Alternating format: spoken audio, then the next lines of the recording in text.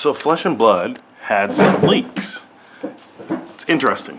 I don't remember Flesh and Blood having leaks before, but it's very common in Magic the Gathering, and I think Pokemon, but I don't pay enough attention to what goes on in the Pokemon card market to see if there have actually been leaks, but I am aware of many, many leaks from Magic the Gathering. And the leaks sometimes come from someone probably having worked at the printer, or someone in the logistics chain, or even sometimes some store getting it early and passing it on to someone else. And it just seems, not common, but not uncommon in Magic the Gathering. But and I think there's probably something similar to Pokemon. But Flesh and Blood, as far as I know, I don't remember hearing of any leaks for Flesh and Blood.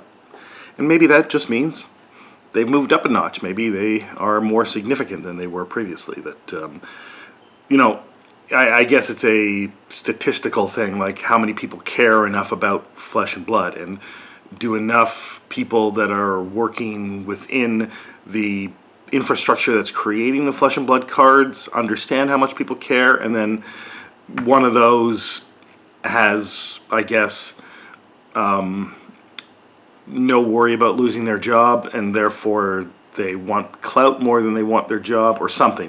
For whatever reason that the stuff gets leaked. Or, sometimes it's the company, it's a company directive, or someone in marketing that has made this decision. We can't necessarily prove either way, but it probably happens from time to time. It would be sort of naive to think that it doesn't happen, but I don't think that you can tell for certain when it has happened unless it's very, very obvious, right?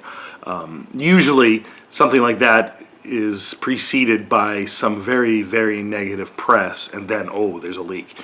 That one seems fairly obvious, but I don't think there's anything with Flesh and Blood at this point, other than maybe people's discomfort, or I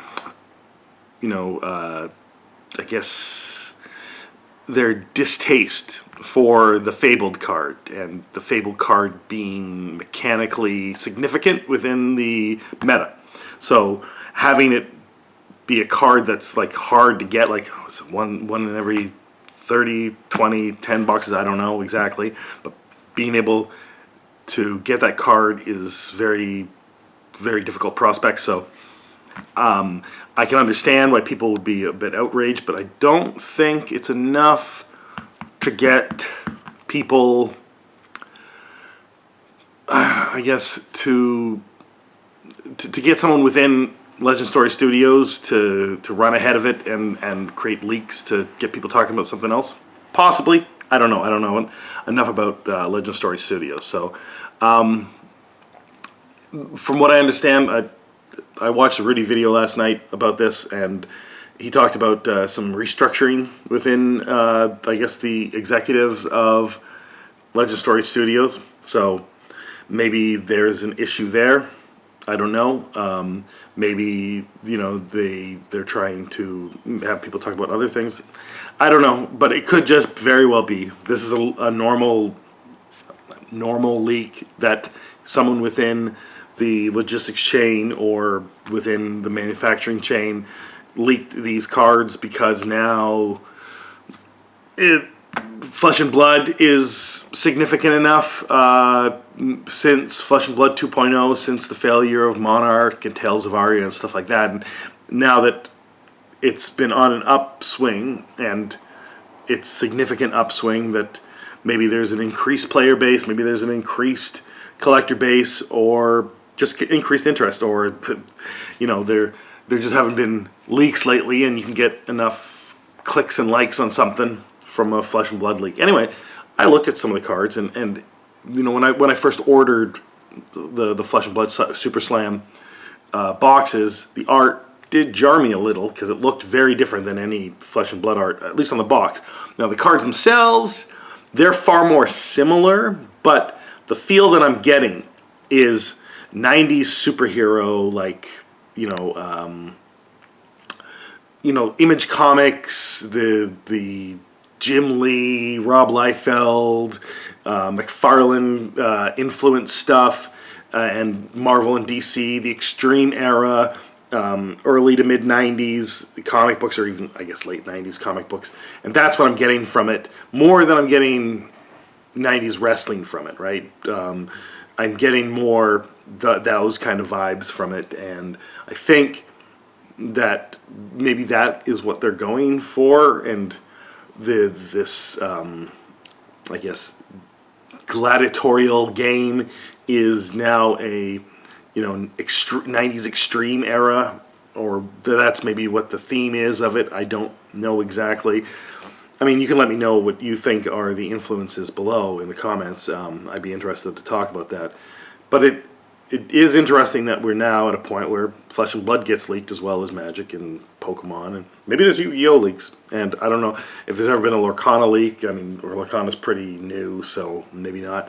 Maybe there's been leaks in other things like Weiss Schwartz and stuff like that I'm unaware of.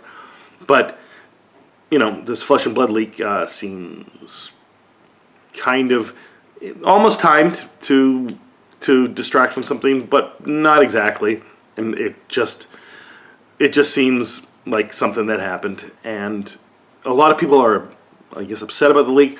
I saw some Reddit post where someone's saying don't share the leaked stuff on Reddit. I'm like, where else would you share leaked stuff except Reddit? And people grilling that person for exactly those reasons. It seems a little ridiculous that someone would be asking people to not share card leaks on Reddit. As Reddit, I don't know, is that their number one job or number 5 job or whatever? I don't know. But I like the art on its own. From the box openings of Flesh and Blood that I've done, I'm I guess used to a certain type of art that has been a through line through most of this stuff. The heavy hitters to Rose to like Mistveil to Hunter. There's they're not exactly the same, but there's stylistic similarities that Super Sam seems to be off in left field, and on its own it looks really good, but I think in comparison to other things I can understand why people may have some issues with it. Anyway, let me know what you think in the comments below about this leak and about Super Slam and the art, what you feel about the style and what you feel about the Fabled card, and yeah, have a good day.